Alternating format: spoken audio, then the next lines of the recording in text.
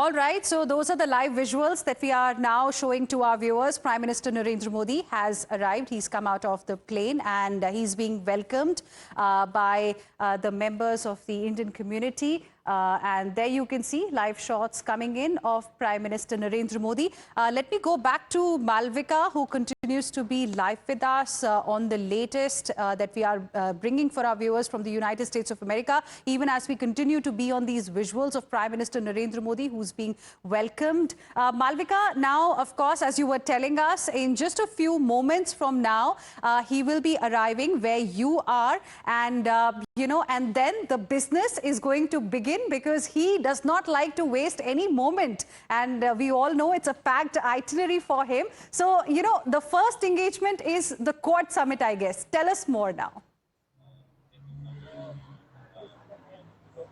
That's right. So the first engagement, I must emphasize, it is a very, very packed schedule that the Prime Minister has. He is for just a day in Delaware, and then he's heading to New York for 2 days continuously. He has engagements with different parts and sections of the society. But coming back to the Quad Summit, which is going to take place today in just a few hours, there is a growing influence of China.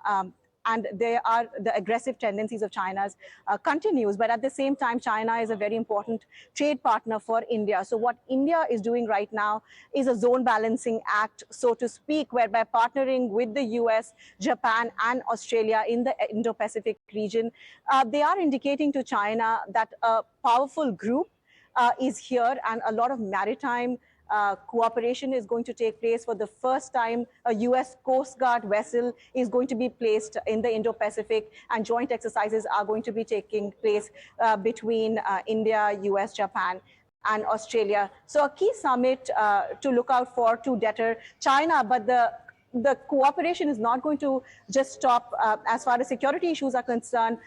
A moonshot related to cervical cancer prevention, an event is expected today on the sidelines of the Quad Summit. We are also likely to see an announcement related to disaster risk management, to cooling projects in India. So a lot of action and deliverables are expected at the end of this summit, because remember, it is also the last summit for the Japanese Prime Minister, who's also decided not to contest in the upcoming Japanese election. So it's Joe Biden and the Japanese Prime Minister, both of whom are participating in their last Quad Summit.